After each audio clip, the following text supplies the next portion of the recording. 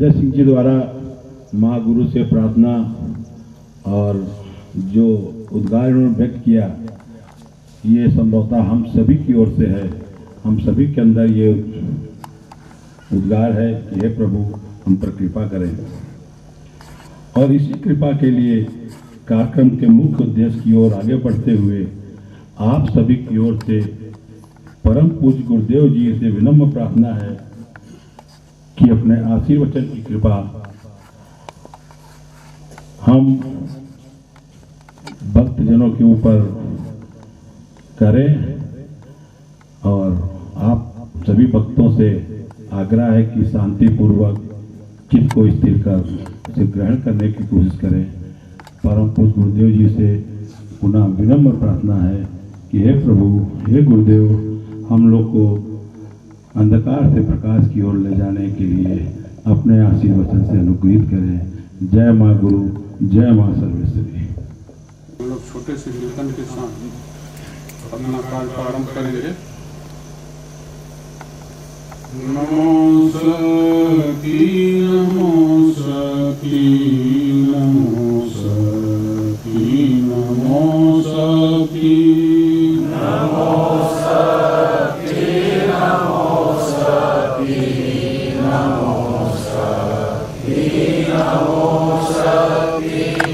नमो सखी, नमो सखी, नमो सखी, नमो सखी, नमो सखी, नमो सखी, नमो सखी, नमो सखी, नमो सखी, नमो सखी, नमो काली, नमो काली, नमो काली, नमो काली, नमो काली, नमो काली, नमो काली, नमो काली, नमो काली, नमो काली, नमो काली, नमो काली, नमो काली, नमो काली, नमो काली, नमो काली, नमो चंडी, नमो चंडी, नमो चंडी, नमो चंडी, नमो चंडी, नमो चंडी, नमो चंडी, नमो चंडी, नमो चंडी, नमो चंडी, नमो चंडी, नमो चंडी, नमो चंडी, नमो चंडी, नमो चंडी, नमो चंडी, नमो तारा, नमो तारा, नमो तारा, नमो तारा, नमो तारा, नमो तारा, नमो तारा, नमो तारा, नमो तारा, नमो तारा, नमो तारा, नमो तारा, नमो तारा, नमो तारा, नमो तारा, नमो तारा, नमो दुर्गे, नमो दुर्गे, नमो दुर्गे, नमो दुर्गे, नमो दुर्गे, नमो दुर्गे, नमो दुर्गे,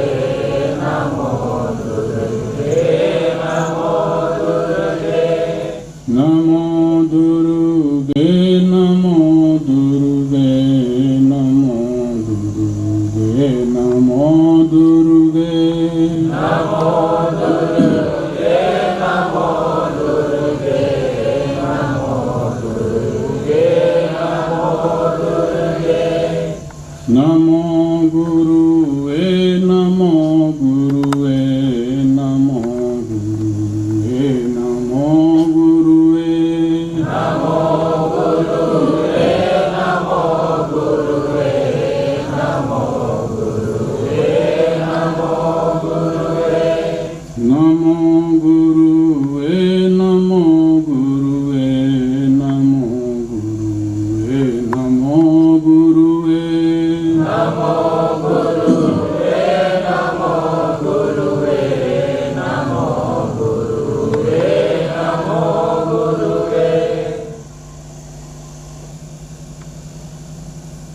आदरणीय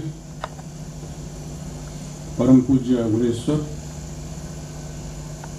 एवं उपस्थित मेरी अन्य आत्माएं,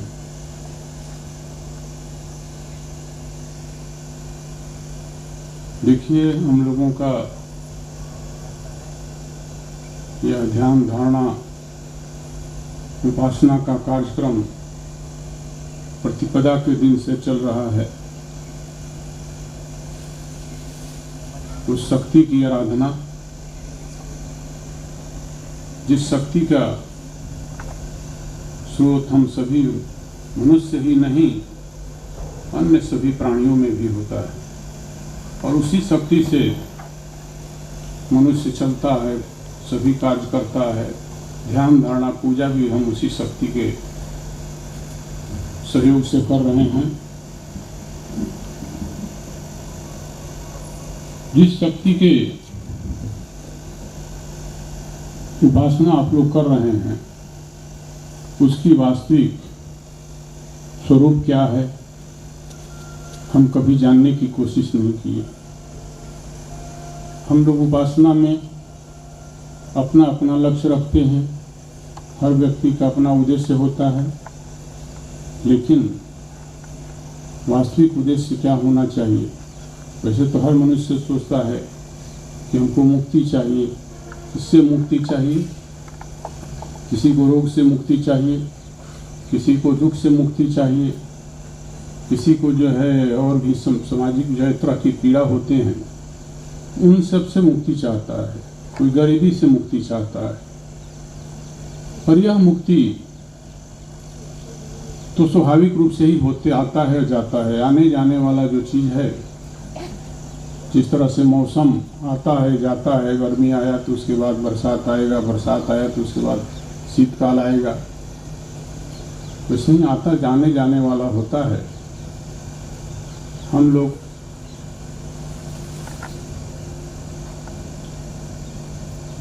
आवागमन से रहित होना, उसको जो है मुक्ति कहते हैं, जो सभी दुखों का निराकरण इससे होता है। अत्यांतिक दुख निवृत्ति जिसको बोलते हैं। तो यह मनुष्य जीवन की सार्थकता किसमें है? सिर्फ कमाना, खाना, धन जुटाना नहीं है। जिस शक्ति के माध्यम से हम चल रहे हैं, कार्य कर रहे हैं, ध्यान धारणा कर रहे हैं, उसको जानना, जो हमारे अंदर आत्मा के रूप में, चेतन के रूप में उपस्थित है, उसे जानने के लिए जो उपक्रम किया जाता है उसे जीवन कहते हैं। जीवन को जानने का जो प्रयास होता है उसे जिज्ञासा कहते हैं। वही जिज्ञासु होता है जो अपने जीवन को जानना चाहता है। धर्म जो हमें जीवन जीने की प्रेरणा देता है, हमें जीवन जीने का तरीका सिखाता है, हमें कर्म क्या करना चाहिए, क्या नहीं करना चाहिए, किस तरह का जीवन शैली होना चाहिए, किससे कैसा व्यवहार होना चाहिए, यह सब कुछ हमें धर्म से मिलता है। और यह हमें देने की प्रवृत्ति सिखलाता है, किंतु पुण्य के लिए नहीं। पुण्य किसके लिए करते हैं? सुख के लिए। सुख किसको चाहिए? आत्मा को। अरे आत्मा तो सुख का सागर होता है, आनंद होता है, उसे सुख की क्या आवश्यकता? मन को तो मन तो जो है होता ही नहीं, वह प्रतिभाषिक है, वह सिर्फ दिख रहा है, होता नहीं है। जो नहीं है उसको सुख कैसे पहुंचाएंगे? यह ज्ञान, यह भ्रांति ही हमारे जीवन को उलझा देता है, जिससे हम वास्तविकता से दूर होते जा रहे हैं।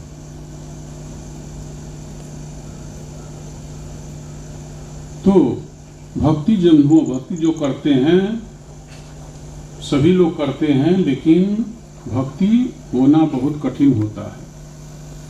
जो भगवान को प्रिय हो वही भक्ति है। भक्ति में प्रेम होता है, प्रेम में लेन देन नहीं होना चाहिए। जिसमें लेन देन होता है वह व्यापार होता है। जैसे आदमी क्या करता है, मंदिर में जाता है, नारियल चढ़ाता है, फूल चढ़ाता है, तो किसी चीज का मांग नहीं रखना चाहिए। अगर आप मांगते हैं, किसी भाव के साथ चढ़ाते हैं कि हमें ये चाहिए वो चाहिए, तब फिर आपका क्या हो गया, वह लेन देन हो गया कि मैं तुम्हें यह दे रहा हूं, तुम इसके बदले में मुझे यह दो। तो यह प्रेम नहीं है। प्रेम जहां होता है वहां नेम और नियम नहीं होता है, वह सिर्फ आत्मसंतुष्टि के लिए होता है। तो हम भक्ति कैसे करें, किसका करें, प्रेम किससे करें? जिसको आप जानेंगे उसी से तो भक्ति कर सकते हैं, उसी की भक्ति कर सकते हैं। जिसको जानेंगे उसी से आप प्रेम कर सकते हैं। सुनकर या अनुमान लगाकर भी होता है, लेकिन वह उतना सत्य नहीं होता है। तो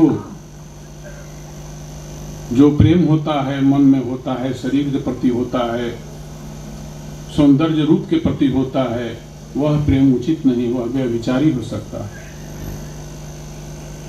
तो प्रेम तुम अपने आप से करो बंधु, मतलब अपने अंदर जो वह शक्ति है, उसका जो चेतन है, जो आत्मा है, उसको जानो और उससे प्रेम करो, उसकी भक्ति करो। यही हमारे धर्मशास्त्रों ने, ऋषि मुनियों ने कहा है। अब सवाल है कि हमें उस आत्मा को जानना है, तो उस आत्मा को जानने के लिए उसको जानने की जिज्ञासा होनी चाहिए। जिज्ञासा नहीं होता है तो नहीं जान सकते हैं, और जब उसका जिज्ञासा होगा तो फिर हम उसको खोजेंगे जो हमारी समाधान कर सके। उस जिज्ञासा का, और कोई जब साध्य होता है तो उसका साधन होता है, और साधन की सामग्री होती है, तभी हम उस साध्य को प्राप्त कर पाते हैं। तो इस आत्मा को देखने के लिए, जानने के लिए क्या साधन है,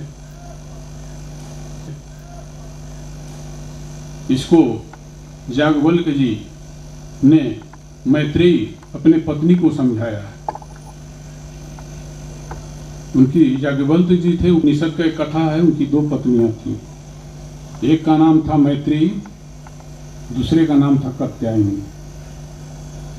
एक बार उन्होंने दोनों पत्नियों को एक साथ बैठाया और कहे कि भाई मेरे पास 2 धन संपत्ति है, इसको मैं चाहता हूं कि तुम दोनों में आधा आधा बांट दूं, और मैं संन्यास लेकर अब जो है घर छोड़कर बाहर जाना चाहता हूं। तो मैत्रेयी ने कहा कि जो धन संपत्ति आप हमको देना चाहते हैं, उससे क्या अमृतत्व की प्राप्ति हो जाएगी? तो बोले कि नहीं, इससे अमृतत्व नहीं होगा, इससे आशा नहीं किया जा सकता है। बिल्कुल ही, इससे तो तुमको वही मिलेगा जो बड़े पैसे वाले लोग सुख साधन अपने शरीर को पहुंचा लेते हैं, वही सुख साधन सिर्फ मिलेगा। इससे आप अमृत तत्व की प्राप्ति नहीं हो सकता है। तो बोलिए ये सब हम लेके क्या करेंगे? आप तो अपने उस खुद के में खोज में जा रहे हैं, हम लोगों को इस धन संपत्ति में क्यों फंसाना चाहते हैं? इसलिए मुझे भी आप वही ज्ञान दीजिए जिससे मैं अमृत तत्व को प्राप्त कर सकूं, और यह धन संपत्ति सिर्फ दूसरे को ही दे दीजिए। याज्ञवल्क्य जी प्रसन्न हो गए, करे मैत्रेयी तुम तो पहले भी धन्य थी, आज भी धन्य है, तुम्हारा प्रश्न धन्य है। तो मतलब संसार की जो धन संपत्ति है वह क्या है? मनुष्य को क्षणिक सुख शांति पहुंचा सकता है, क्योंकि वह स्वयं में एक माया है। यह संसार क्या है? आपके मन में जो वासना है वही संसार है, और यही आपका बंधन है। मन के वासना का परित्याग ही संसार का परित्याग है। आपके मन में जहां तक मेरापन है वहां तक वासना है, और यह मेरापन ही सारे दुखों का जड़ है। सारे दुखों का सृष्टि यही करता है। कौन करता है? मेरापन। कहीं कोई दुर्घटना होता है, सुनते हैं आप लोग, और प्रकृति का आपदा आता है, कहीं बाढ़ आता है, कहीं भूकंप आता है, कितने लोग इसमें चले जाते हैं। आपको कोई दुख नहीं होता है। आपको तब दुख होता है जब पता लगे कि उसमें मेरा एक मित्र चला गया, एक रिश्तेदार संबंधी चला गया, तब आपको दुख होता है। तो दुख का जो है कहां है स्रोत? दुख का कारण क्या है? दुर्घटना नहीं। दुख का कारण वह प्रकृति का आपदा नहीं। दुख का कारण है आपका ममता। जिसमें ममता है उसी के लिए आपको दुख होता है, अन्यथा दुख नहीं होता। यह ममता ही दुख का कारण है, और यह ममता ही माया भी है। यह शरीर के प्रति जो वासना है, यह शरीर ही हमको सभी संबंधियों से जोड़ता है। माता पिता भाई बंधु पुत्र पौत्र, यह सब वासना से संबंधित हैं, वही संबंध जोड़ता है। तो यह जो वासना का परित्याग नहीं होगा तब तक सत्य समझ में नहीं आता है। तो वह कह रहे हैं याज्ञवल्क्य जी कि आत्मा अरे द्रष्टव्यो श्रोतव्यो मंतव्यो निधिध्यासितव्य। हे मैत्रेयी, यह आत्मा देखने योग्य है। तो आत्मा अरे द्रष्टव्य, द्रष्टव्य माने देखने योग्य है। यह जो है क्या है? यह हमारा साध्य है उसको देखना। अब जो है इसका साधन क्या है? देखना तो हमारा साध्य हो गया, लक्ष्य हो गया। अब इसका साधन क्या है? तो आगे जो कहते हैं श्रोतव्यो मंतव्यो निधिध्यासितव्य। तो यह जो है साधन है। इस साधन के माध्यम से ही मनुष्य उस आत्मा को देख सकता है, अनुभव कर सकता है, इन इंद्रियों से नहीं, क्योंकि वह इंद्रियातीत है। उसका कोई आकार नहीं है, उसका कोई रंग नहीं है, वह कोई रस नहीं है जिसको चखा जा सके, जिसे सूंघा जा सके, सुना जा सके। इसके माध्यम से ही संसार की सारी वस्तुओं का ज्ञान मनुष्य करता है, लेकिन वह ये तो नहीं है, वह तो निरवयव है, उसको इस रूप से जाना नहीं जा सकता है। इसलिए उन्होंने कहा कि तुम श्रवण करो, मनन करो और निधिध्यासन करो, तब तुम उसे प्राप्त कर सकती हो। और उसे जो प्राप्त कर लेता है फिर क्या होता है? दर्शनेन श्रवणेन विज्ञानेन दम सर्व विजितम। जो उसको जान लेता है उसको सब कुछ ज्ञात हो जाता है। जो अज्ञात है वह भी ज्ञात हो जाता है, जो अश्रुत है वह भी श्रुत हो जाता है, जो अनजाना है वह भी जाना जाता है। तो आत्मा का दर्शन कर लो, आत्मा को जान लो, तो सृष्टि में किसी को जानने की आवश्यकता नहीं है, क्योंकि वही पराप्रकृति है, वही अलग अलग नामों से ईश्वर है, परमात्मा है या ब्रह्म है, जो भी नाम से संबोधित करिए, वह आत्मा और ब्रह्म की एकता को समझाने की कोशिश करते हैं। तो इसको यह साधन हो गया। इस साधन के माध्यम से उसको समझ सकते हैं। अब साधन के साथ सामग्री भी होना चाहिए। जैसे आप दीपक जलाना चाहते हैं तो क्या करते हैं आप लोग? एक दीप लेते हैं, रुई लेते हैं, घी लेते हैं, माचिस लेते हैं, तब दीप जलता है। इतनी सामग्री की आवश्यकता पड़ती है। तो उसी प्रकार से इसे भी जानने के लिए साधन के साथ साथ सामग्री क्या होना चाहिए? तो तो सामग्री में कहा गया है कि साधन चतुष्टय। साधन चतुष्टय क्या होता है? विवेक, वैराग्य, षट संपत्ति और मुमुक्षा। षट संपत्ति में क्या होता है? विवेक तो आप लोग जानते हैं, कई बार चर्चा भी हो चुका है कि जो यह शरीर है यह अनित्य है और शरीर के अंदर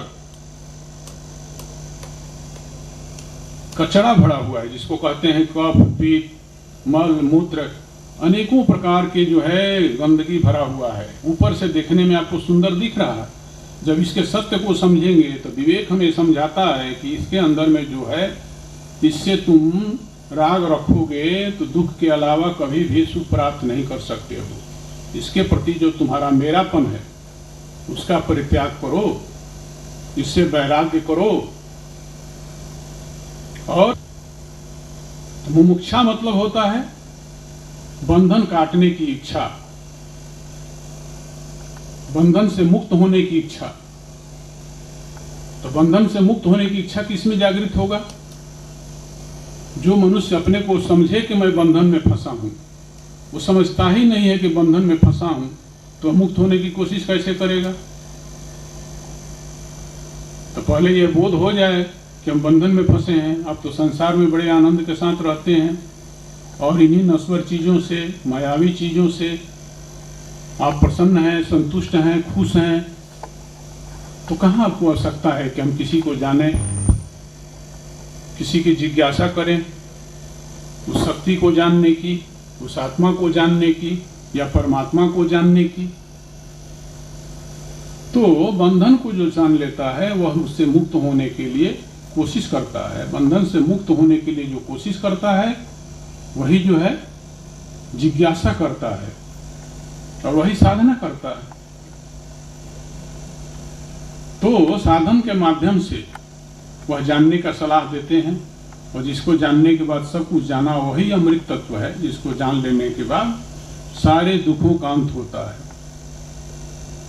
नहीं तो मनुष्य विकार और विकृतियों में फंसा हुआ रहता है, वह समझ नहीं पाता है हमको क्या करना है, क्या नहीं करना है।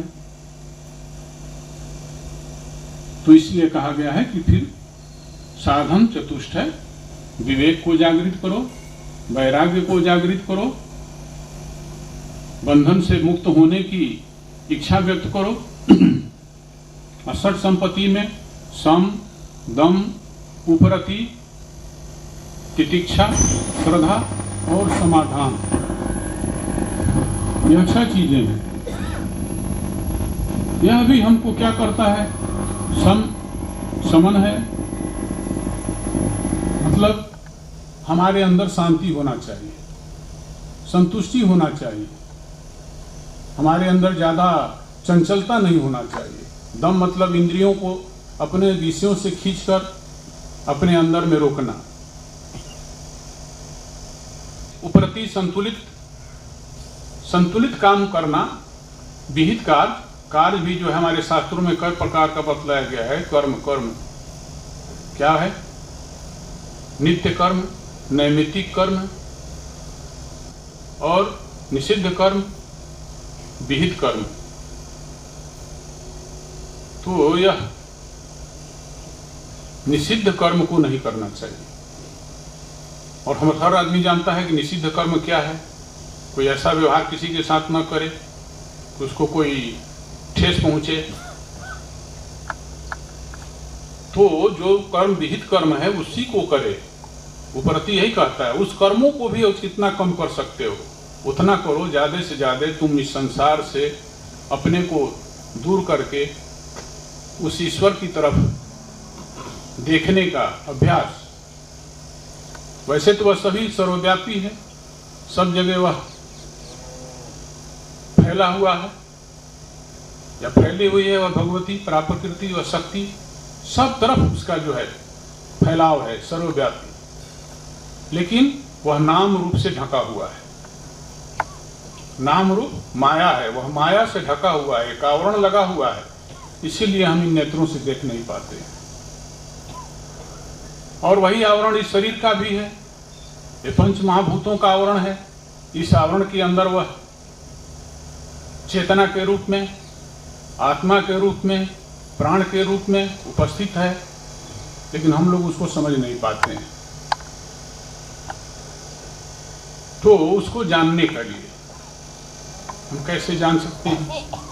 इन सब अभ्यासों की बार बार करने से, नाम रूप से अलग होकर उसे ढूंढने की जब कोशिश करते हैं, तो अंदर जाने के लिए क्या है स्रोत? तो इन सब जो है साधन चतुष्टय और षट संपत्ति का अभ्यास करने से मनुष्य निर्मल होता है, पवित्र होता है। उसका अंतःकरण इतना निर्मल होते जाता है, इतना निर्मल हो जाता है, श्रवण से ही बोध हो जाता है। अंतःकरण जिसका बहुत पवित्र हो चुका है, श्रवण, गुरु जब बोलता है कि वह तू ही है तत्वमसि,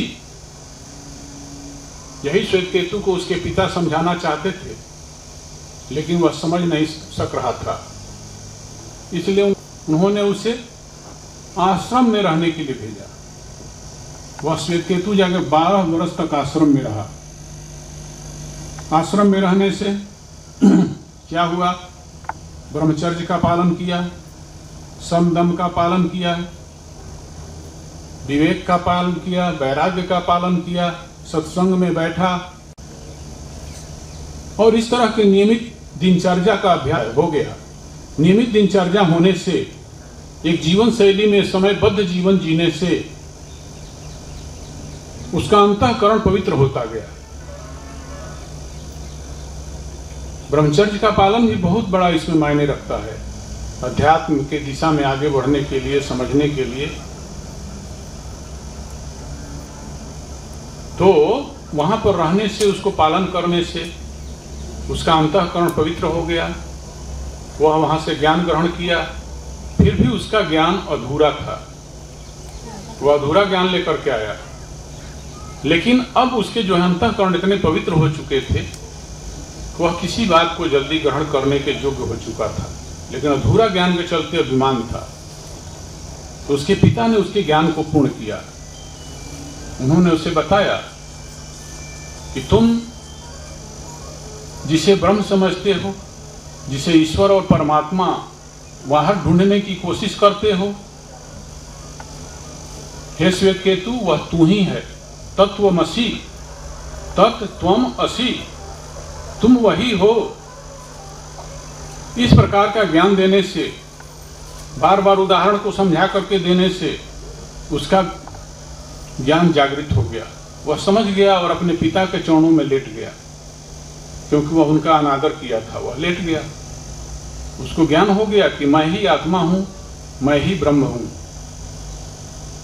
ब्रह्मात्मैक्य बोध हो गया और वह प्रसन्न हो गया, वह उसको सब कुछ मिल गया। तो यह जो है श्रवण से मात्र से उसका ज्ञान कैसे जागृत हुआ? श्रवण से ज्ञान जागृत होने के लिए उसने जो 12 वर्ष तक वहां अभ्यास किया, एक जीवन शैली में रहने का, तो उसके अभ्यास करने से अंतःकरण पवित्र हो गया और श्रवण से ही समझ में आ गया। उसको मनन निधिध्यासन करने की जरूरत ही नहीं पड़ा, श्रवण मात्र से बोध हो जाता है उस स्थिति में पहुंचने से। लेकिन उस श्रवण मात्र से बोध हो जाए, उस स्थिति तक पहुंचने के लिए साधक को इन गुणों को अपने अंदर उतारना है, अपने इंद्रियों को बस में करना है। कैसे बस में करना है? यथा संहर्ते चायम कुर्मो अंगानि सर्वशः इंद्रियाणि इंद्रियार्थेभ्य अस्तस्य प्रज्ञा प्रतिष्ठिता। जिस प्रकार से कछुआ होता है, देखे हैं, वह कोई संकट आता हुआ देखता है तो अपने इंद्रियों को अंदर समेट लेता है। ठीक इसी प्रकार से जो साधक, जो मनुष्य अपने इंद्रियों को बाहर से समेट लेता है अपने अंदर में, अपने विषयों से हटाकर, इंद्रियों को विषयों से हटाकर अपने में समेट लेता है, वह मनुष्य, वह साधक स्थिति प्रज्ञ होता है। उसकी इंद्रियां फिर मनमाना नहीं करती हैं, और उसका मन में चंचलता नहीं होता है, मन प्रशांत होता है। मन में अगर चंचलता होगा, मन में अगर विक्षेप होगा, तो फिर उस सत्य को आप नहीं समझ पाएंगे, उस आत्मा को आप नहीं समझ पाएंगे। प्रशांत चित्त होना चाहिए। तो प्रशांत नहीं है, इसलिए सत्संग में जाते हैं समझने के लिए। नहीं तो इंद्रियां क्या करती हैं? विवश करती हैं। देखो, हम सत्संग में जाते हैं, बहुत कुछ सुनने को मिलता है, समझने को मिलता है। यह मालूम होता है कि यह कार्य हमारे लिए अनुकरणीय नहीं है, लेकिन फिर भी क्यों वह कार्य करते हैं? कौन आपसे करवाता है? जैसे आपको बता दिया वैद्य ने, डॉक्टर ने कि अरे भाई मीठा मत खाना, तुमको शुगर है, यह खाओगे तो तुम्हारा नुकसान है। तुम ब्लड प्रेशर के रोगी हो, नमक कम खाना। या तुम और किसी के रोगी हो, इसको मत खाना। तो फिर भी मनुष्य क्या करता है? उसको खाता है। क्यों खाता है? मीठा खा लेता है, नमक खा लेता है, ऊपर से भी नमक खा लेता है। क्यों करता है? इसलिए कि उसको इंद्रियां खींचती हैं, विवश करती हैं उस रस को पाने के लिए। उसके वह वशीभूत हो जाता है। वशीभूत होने से क्या होता है? उसको कष्ट सहना पड़ता है। तो अगर हम भी इंद्रियों के वशीभूत हो जाएंगे और जो है संसार की तरफ इसको दौड़ाएंगे, तो क्या होगा? हम सत्य से अपरिचित हो जाएंगे। देखो, संसार में सब जगह वह फैला है, उसका कृपा फैला है, वो शक्ति की कृपा फैली है मान लो। और अंदर में जो है उसको हमें ढूंढना है, क्योंकि संसार जो है यह क्या है? भगवान जी लक्ष्मण को समझा रहे हैं। जब वनवास काल में थे, पंचवटी में एक जगह बैठे हुए थे गोदावरी के किनारे सुखपूर्वक, तो लक्ष्मण प्रश्न किए थे कि मुझे ज्ञान, विज्ञान, माया के बारे में समझाइए। तो उन्होंने कहा कि मैं और मोर तोरते माया, यही बस किन्हे जीव निकाया। गो गोचर जहां लगमन जाई, सो सब माया जानू भाई। देखो, यह मैं, मेरा, तुम, तेरा, यही माया है, यही माया है। और जहां तक हमारा दृष्टि जाता है, गो गोचर, गो माने इंद्रियां, गोचर माने दृष्टि, इस संसार में जहां तक जा रहा है यह सब माया है। अब हम जान रहे हैं कि सब माया है, यह सब माया है, मतलब असत्य है। और असत्य है तो फिर हमारे काम का चीज नहीं है। हम असत्य को सत्य मानकर उसके पीछे दौड़ लगाएं, असत्य से हम सुख पाने की कोशिश करते हैं, तो वह क्षणिक सुख मिलेगा, वास्तविक सुख नहीं मिलेगा। वास्तविक सुख तो आत्मा व अरे द्रष्टव्य में है, उसको देखने में है। यह संसार की चीजों को पाने से नहीं मिल सकता है, वह वास्तविक सुख। तो यह माया बतलाया गया है, भगवान खुद बतला रहे हैं कि यह माया है। जहां तक तुम्हारी दृष्टि जा रही है, जहां तक तुम्हारी इंद्रियां काम कर रही हैं, सभी पांचों ज्ञान इंद्रियां, वह सब माया है। फिर भी हम लोग क्यों इसी के पीछे दौड़ते हैं? इसी में क्यों सुख ढूंढते हैं? इसी में क्यों शांति ढूंढते हैं? असत्य में सत्य को कैसे ढूंढेंगे? सत्य होगा, उसी में सत्य को आप ढूंढ सकते हैं। इसके भीतर जो छिपा हुआ है, तो आप अपने में देखने की कोशिश कीजिए, अपने को जानने की कोशिश कीजिए। मैं और यह मैं हूं, यह मेरा है, यह मिथ्या ज्ञान ही संसार के सारे दुखों का कारण है। जो मेरा होता है वह मैं नहीं होता, लेकिन अज्ञानतावश सभी लोग उस मेरा को ही मैं मानते हैं, उस मेरा को मैं मानते हैं। यह शरीर मेरा है, लेकिन कहते हैं मैं शरीर हूं। यही अज्ञान हमारे दुख का कारण है। यह शरीर मैं हूं, यह शरीर किसे मैं हो सकता हूं? यह शरीर और मैं अलग अलग हूं। तब तो मैं हूं जो मैं हुआ चेतन, वह चेतन निकलता है कि यह शरीर तो बिना काम का हो जाता है, यहीं पड़ा रहता है। लोग रोते हैं, गाते हैं, उसको ले जा करके जला देते हैं, गाड़ देते हैं, कुछ भी करके समाप्त कर देते हैं। लेकिन वह कहाँ मरा? जो अंदर है वह चेतन, वह तो न जन्मता है न मरता है। तो मैं कौन हूं? चेतन हूं। लेकिन मैं क्या समझ रहा हूं कि मैं शरीर हूं। यह दुख है। शरीर अपने को समझोगे तो दुख है। ये शरीर में तो जो है अनेकों प्रकार के रोग है, बीमारी है, व्याधि है, भूख है, प्यास है, शीत है, उष्ण है। शीत उष्ण सुख दुख है। सुख शीत में, उष्ण में, सुख में, दुख में जो सम रहे उसको तितिक्षु कहते हैं। इसलिए तितिक्षा का अभ्यास भी करते हैं। जैसे आप लोग अभी घर छोड़ करके यहाँ आए हैं, अभी वर्तमान में आप लोग तो पालन कर रहे हैं सम का भी, दम का भी, उपरति का भी, तितिक्षा का भी। अरे कोई एसी में रहने वाला है, कोई बढ़िया कूलर में चलाने पे रहने वाला है, यहाँ आकर के जमीन पर एक कंबल बिठाकर, चटाई बिछाकर आप शयन कर रहे हैं। ये क्या है? तपस्या है, सम है। इंद्रियों को सब तरफ से समाहित करके यहाँ बैठे हुए हैं ध्यान धारणा करने के लिए। यह दम है। जो मिल जा रहा है उसी में संतुष्ट हैं, व्रती है। हर प्रकार के दुखों को तपस्या कर समझ करके सहन कर रहे हैं। गर्मी को, भूख को, क्या हो रहा है? फलाहार मिल रहा है। जितना घर में भर पेट खाते थे तो नहीं मिल रहा है, फिर भी आप उसको, भूख को रोक करके आप उसको तपस्या समझ करके स्वीकार जो कर रहे हैं, जमीन पर जो शयन कर रहे हैं बिना गद्दा के, उसको तपस्या कह के जो स्वीकार कर रहे हैं, यही आपका तितिक्षा है। तो इनका सबका अभी वर्तमान में पालन कर रहे हैं।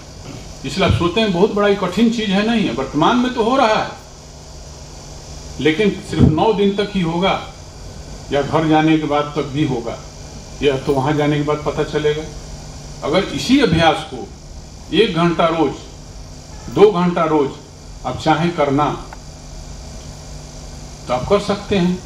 हम इंद्रियों को रोक के बैठ जाएं और अंदर में अपने ध्यान को लगाएं, सभी तरह के विकारों को दूर करने का प्रयास करें। क्योंकि जो विकार होता है, काम, क्रोध, लोभ, मोह, यह सब ज्ञान मार्ग का शत्रु है, ब्रह्म विद्या के मार्ग में अड़चन है। तो इससे दूर होना है। अब इससे दूर होने के लिए हमें इन्हीं सब जो है साधनों का उपयोग करना है, तभी हम दूर हो सकते हैं। और बिना साधन के साधना कैसे होगा? क्या शरीर भी साधन है, लेकिन सिर्फ साधना करने के लिए। साधना करने के लिए इसको सुरक्षित रखना है, बचाना है। इसी के प्रति मोह जागृत करके सब कुछ इसी को समझ लेना नहीं है। साध्य और है, यह साधन है। और साधना, साध्य, साधन और साधना 3 शब्द है। साध्य हमारा क्या है? लक्ष्य, मुक्ति, ब्रह्म की जिज्ञासा, आत्मा को जानना, उस शक्ति को जानना जिसकी उपस्थिति मात्र से हम हर तरह के कार्य करते हैं। यह साधना है और यह शरीर साधन है। तो साधन के माध्यम से साधना करके वहां तक यात्रा करना है। लेकिन उस यात्रा किस तरह का होना चाहिए? बैठे बैठे यात्रा करना है। बाहर कोई यात्रा नहीं, हलचल नहीं दिखेगा। अंदर बैठिए, अंदर की यात्रा होनी चाहिए। अब अंदर जाने में आपका क्या अवरोध बनता है? कौन कौन अवरोध आते हैं जब आप अंदर जाते हैं? तो उन्हीं सबको रोकना, वही आपका दम है। उनको रोकिए। इंद्रियां भग रही हैं, उनको रोको। सब बोलिए कि कभी तुम्हारे लिए समय नहीं है, चलो अभी हटो, 1 घंटे तक का हम दूसरा अभ्यास करने जा रहे हैं। उसको हटाइए, रोकिए, मन के वासनाओं को दूर कीजिए।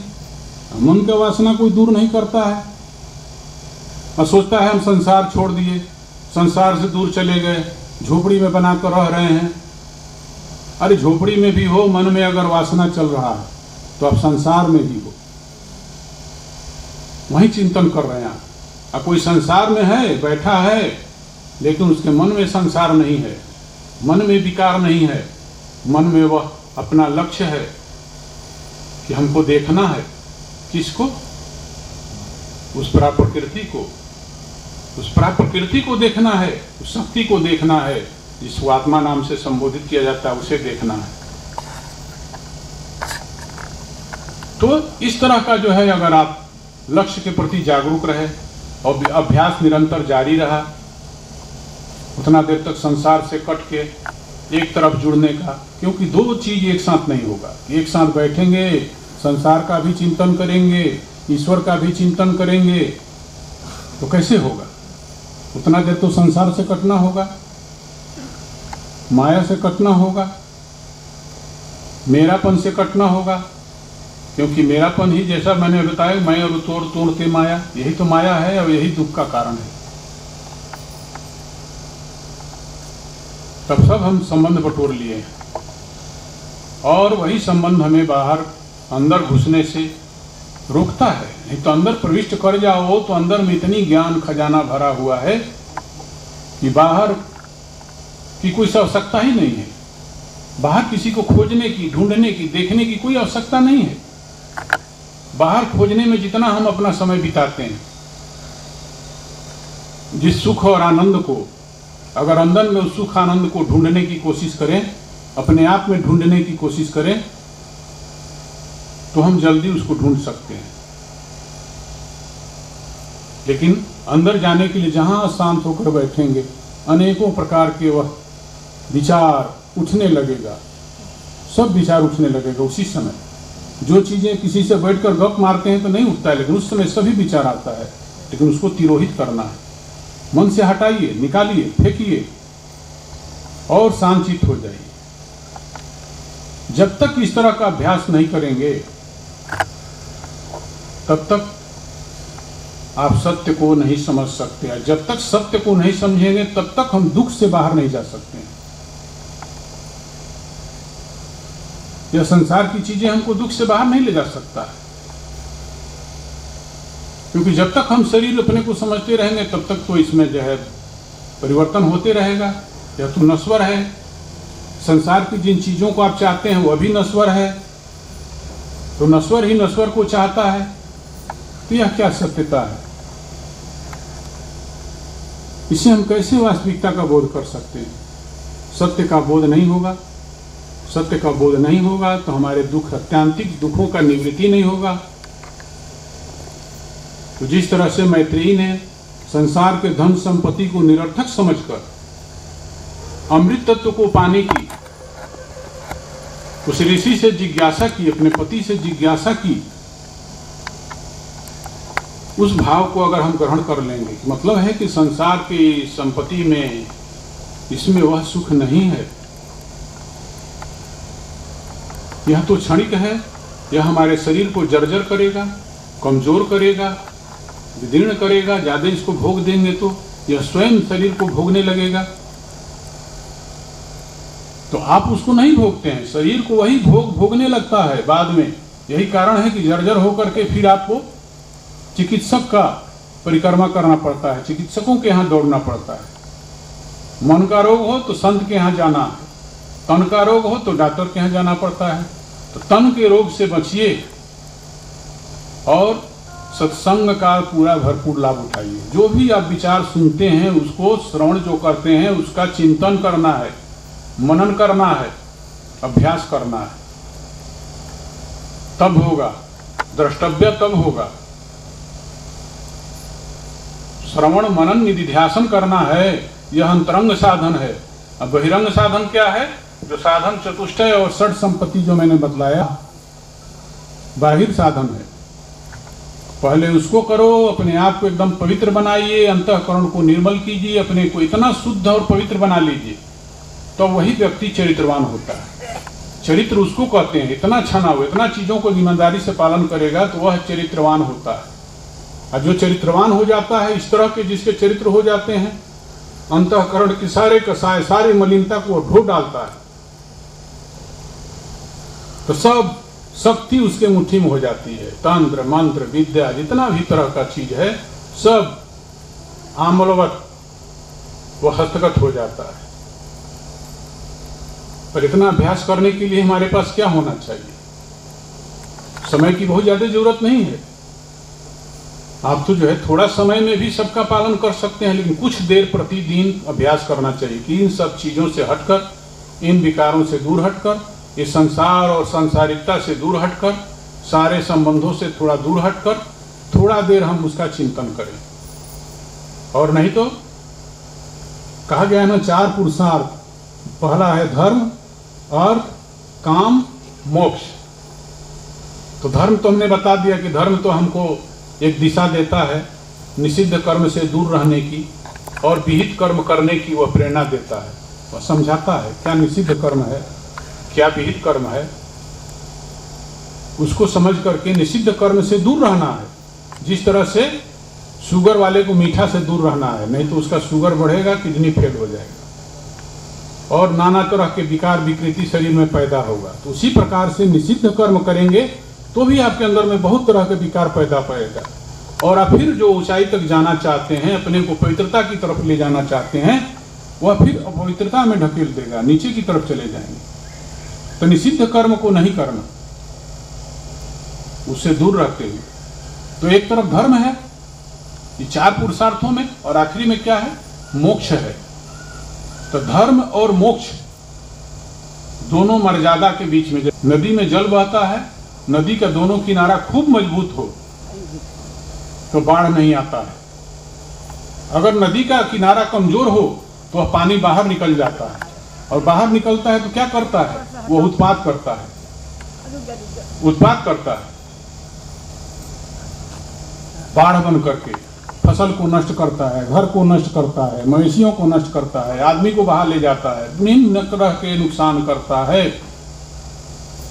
और अपने जो है दोनों नदी के किनारों के बीच में वह बहता है तो वह कल्याण करता है, किसी को जल पिलाता है, किसी का सिंचाई करता है, किसी को आजीविका चलाता है, उसमें से आजीविका भी चला लेते हैं लोग निकाल करके, कुछ पत्थर कुछ और भी चीजें बेच लेते हैं तो आजीविका देता है। तो इसी प्रकार से हमारा भी दोनों किनारा मजबूत हो, पूरा धर्म को पकड़ के रखिए मजबूती से, और अपना लक्ष्य क्या है, मुक्ति आखिरी, उसको भी मजबूत रखिए। अब बीच में अर्थ और काम को बहने दीजिए तो आपका नुकसान नहीं करेगा। अगर इस दोनों में कमजोर पड़ गए, किनारा कमजोर हुआ, तो फिर आपको वह प्रभावित कर सकता है, नुकसान पहुंचा सकता है। अर्थ और काम वही होता है, साधना में बहुत बड़ा बाधा होता है। इसलिए उचित कामना, धर्म को जोड़ के रखेंगे तो उचित कामनाएं आपके अंदर उत्पन्न होंगी, और धर्म को छोड़ देंगे तो अनुचित कामनाएं हैं जो बहा कर ले जाएगी आपको किनारे, कहां ले जाएगी, कहां नहीं जा सकता। तो मर्यादा का उल्लंघन नहीं होना चाहिए। मर्यादा में रहकर धर्म के साथ धन कमाना है, धर्म के साथ अपने कामनाओं को पूर्ति करना है, उचित जो कामना है, और नहीं तो फिर यही कामनाएं आपको जो है धराशायी कर देंगी। वह खींचेगा आपको, आपकी चित्त की वृत्तियों को बाहर की तरफ खींच के ले जाएगा, वहां ले जाएगा। इसलिए अगर आप अपने आप में अवस्थित होना चाहते हैं, अपने को जानना चाहते हैं, अपने में रहना चाहते हैं, अपने आप को देखना चाहते हैं, तो आपको इनसे दूर रहना पड़ेगा, इनको मर्यादा में रखना पड़ेगा। नहीं तो इसी के पीछे पड़ गए तो सब कुछ छोड़ के तो फिर संभव नहीं है। इसीलिए सारी इच्छाओं को समाप्त करना है, और उचित जो इच्छाएं हैं, जो हमारा धर्म, जो मर्यादा जिसका जो है आपको अधिकार देता है, मर्यादा में रह करके जिसका पालन करने कहा गया है हमारे धर्मशास्त्रों में, ऋषि मुनियों ने कहा है, उतना में रह करके अगर आप पालन करते हैं तो फिर वह आपके लिए विघ्न नहीं बनेगा, वह आपके लिए सहयोगी हो सकता है। और सहयोगी तो नहीं होगा लेकिन बाधक नहीं बनेगा। तो इसलिए हमें धर्म और मोक्ष के बीच में अर्थ और काम को रखना है। अर्थ जितना मेहनत कीजिए, जितना परमात्मा जो प्रारब्ध से लेकर के आए हैं उतना तो अवश्य मिल जाता है। चाहे अब लोग सोचते हैं भाई हम मेहनत नहीं करेंगे, रात दिन नहीं लगेंगे तो हमको कैसे धन मिलेगा। अरे धन तो जितना आपके भाग्य में है उतना मिलेगा ही मिलेगा। आप मर्यादा में रहकर जितना भी काम करते हैं उतना में ही मिलेगा। जरूरत से ज़्यादा मिलता भी नहीं है और जितना मिलना है उससे कम भी नहीं मिलता है। प्रारब्ध का बहुत बड़ा अंतर पड़ता है। पता नहीं हम लोग पूर्व कई जन्मों से इस जोनी में आए हैं और हर जोनी का संस्कार हमारे साथ बैठा है, हर जोनी का। वही कभी कभी जागृत होता है तो उस तरह के मनोभाव हमारा बन जाता है, उस तरह के विचार अनाहक आना शुरू हो जाता है। मैं समझ नहीं पाते हैं कि भाई क्या बात है। इसका हमारे शास्त्रों में उदाहरण भी है। देखिए दशरथ जी को ही देखिए, शब्द भेदी बाण से श्रवण कुमार को मार दिए। वह माता पिता को लेकर यात्रा में जा रहा था, अनजान में मारे, वो जानकर नहीं मारे, शब्द भेदी बाण चलाने, उस शब्द को सुनकर वह बाण मारते थे और लक्ष्य को प्राप्त कर लेता था। तो शब्द सुने, वह तो घड़ा से जल ले रहा था, उसका आवाज सुने तो सोचे जानवर पानी पी रहा है, उसके ऊपर चला दिए। वह श्रवण कुमार मारा गया। उसके माता पिता से बहुत क्षमा मांगे, लेकिन उन लोगों ने कहा नहीं, अब तुम जो है हमारे पुत्र को मारे हो और हम पुत्र के वियोग में तड़प कर मर रहे हैं, इसी प्रकार तुम भी अपने पुत्र वियोग में तड़प करके ही मरोगे। वो बाद में राजा दशरथ हुए, उनके पुत्र भगवान आए, भगवान भी उनको उस से छुटकारा नहीं दिला पाए, कर्म इनको भी नहीं छोड़ता है। तो देखिए वह कर्म उनका जो है पकड़ा, मुझे पुत्र वियोग में शरीर को त्याग करना पड़ा। इसी प्रकार से हमारे में भी बहुत तरह के पूर्व जन्मों के संस्कार हैं जो हमको चाहते न चाहते हुए भी कभी गलत दिशा में खींचते हैं, कभी अच्छे संस्कार जागृत हो जाते हैं तो अच्छे दिशा में चलने लगते हैं, अच्छे अच्छे विचार भी आने लगते हैं। और सोचिएगा बहुत आपका मन प्रफुल्लित हो जाएगा कि यह सब कैसे हो रहा है। तो यह सब पूर्व के है, लेकिन सवाल है कि उसको करना क्या है। वर्तमान के कर्म करके, वर्तमान के यह सब परिश्रम और साधना करके, मंत्र जाप, ध्यान, धारणा, उपवास, यह सब करके जो तपस्या है, जिसको मैंने बताया षट संपत्ति, इसका अभ्यास करके, निरंतर अभ्यास करके आपको उसको हटाना है, उन संस्कारों को धोना है, उन संस्कारों को समाप्त कर देना है। अब होता है संस्कार समाप्त, अगर नियमित रगड़िएगा, धोइएगा तो संस्कार समाप्त होगा, फिर अंतःकरण पवित्र और निर्मल होगा। तो पवित्र अंतःकरण से ही ज्ञान के द्वारा उसे जाना जाता है। कर्म तो बांध देता है, कर्मणा बद्धते जीव, ज्ञानम तो प्रमुच्यते, ज्ञान ही उससे छुटकारा दिलाता है। इसलिए ज्ञान कब पैदा होता है? जब अंतःकरण निर्मल होता है। तो अपने अंतःकरण को निर्मल करने के लिए हमें अपने सरल सादगी जीवन को जीना है, समयबद्ध जीवन जीना है। जिस तरह का जीवन बताया गया है हमारे धर्मशास्त्रों में, धर्म जितना मर्यादा में रहने का हमको आदेश देता है, जितना हमको सुझाव देता है, उतने में हमको मर्यादा में रहना चाहिए। हर किसी के लिए मर्यादा है, सन्यासी हो, गृहस्थ हो, वानप्रस्थ हो, विद्यार्थी हो, सबको अपने अपने मर्यादा में रहकर अपने धर्म का पालन करते हुए, अपने उस साधना में रत रहते हुए जीवन के उद्देश्य को, अपने आप को समझने का प्रयत्न करना चाहिए। पहले तो जाने कि हमें अपने आप को जानना है। आप शरीर को ही अपना जब तक मन जानते रहेंगे तब तक नहीं होगा। सोचिए, बार बार सोचिए, अरे कोई तो है जो हमको प्रेरित कर रहा है, कोई तो है जो निकल गया तो शरीर समाप्त हो जाता है।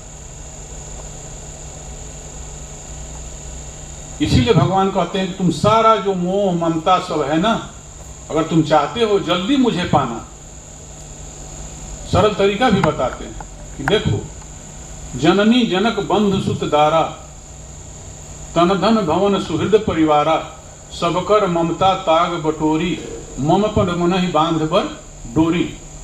तुम जो है जननी जनक, माता पिता, बंधु, सुत पुत्र, दारा, पत्नी और जो भी संबंधी जितने हैं, तन धन भवन, तन से भी जो आपकी आसक्ति है, धन से भी जो आपकी आसक्ति है, जो अपने घर से भी आसक्ति है, अब रहिए वहीं, लेकिन मन में जो उसके प्रति आसक्ति है, जो वासना है, जिसको मैंने बोला मन में जो आपके मन में जो वासना है वही संसार है।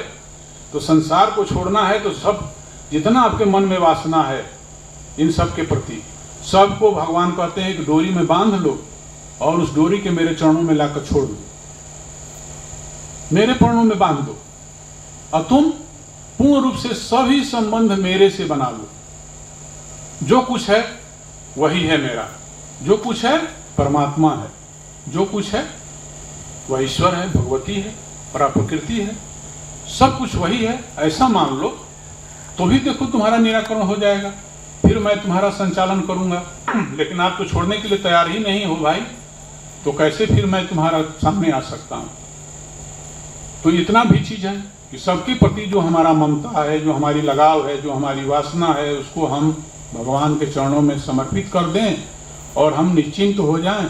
सिर्फ एक हम और दूसरा वह, लेकिन वह भी तब तक जब तक हमारा ज्ञान जागृत नहीं हुआ। और जब ज्ञान जागृत हो जाएगा तो वह अमय तत् त्वम असि, मैं तो वही हूं जो तुम हो, तुम जो हो वह मैं हूं, जो मैं हूं वह तुम है। वह मैं तू नहीं रहेगा, वह ईश्वर और यह नहीं रहेगा, आत्मा और परमात्मा नहीं रहेगा, दोनों का भेद नहीं है, दोनों एक ही है। हमारी न समझ के चलते हम उसको अंश मानते हैं, हमारी न समझ के चलते हम उसको बंधन में मानते हैं, लेकिन उसका अंश नहीं, हम स्वयं वही हैं, नित्य हैं, शुद्ध हैं, बुद्ध हैं, ज्ञानी हैं। हमारे पास अंधकार नहीं है, हमारे पास मृत्यु नहीं है, लेकिन फिर भी हम संसार में बंधे होने के चलते, माया मोह में बंधे होने के चलते हम उसको अपने को बंधन में समझते हैं और हम शरीर को ही अपना मानते हैं। यही हमारे उसके बीच में दूरी है। तो ज़्यादा समय नहीं लेते हुए अभी हम लोगों का और भी आगे कार्यक्रम है, यहीं पर अपने वाणी को विराम देता हूँ। आप लोगों में बैठे हुए ईश्वर भगवान भगवती को प्रणाम करता हूँ, आत्मा राम को प्रणाम करता हूँ। छोटे से कीर्तन के साथ कार्यक्रम को समाप्त करेंगे। स्वात्मा राम आत्मा राम आत्मा राम आत्मा राम, स्वात्मा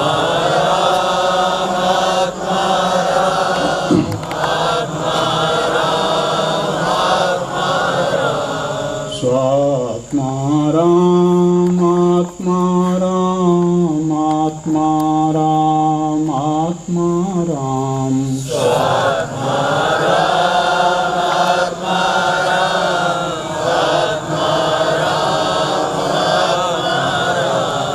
स्वात्मा राम आत्मा राम आत्मा राम आत्मा राम,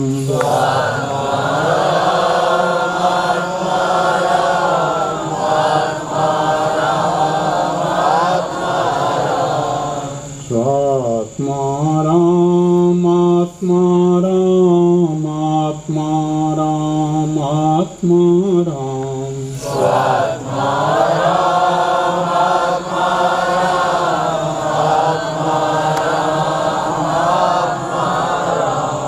स्वात्मा राम आत्मा राम आत्मा राम आत्मा राम, स्वात्मा राम आत्मा राम आत्मा राम आत्मा राम,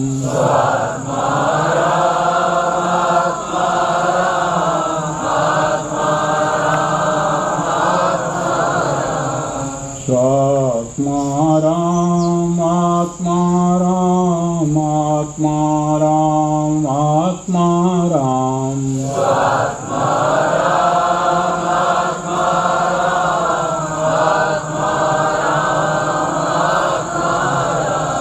स्वात्मा राम आत्मा राम आत्मा राम आत्मा राम,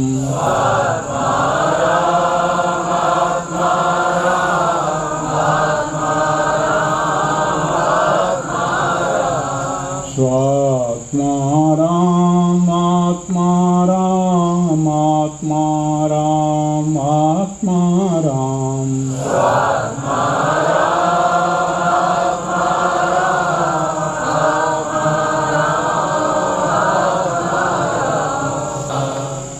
ओम हर महादेव नमः, पार्वती पते नमः। हर हर महादेव नमः।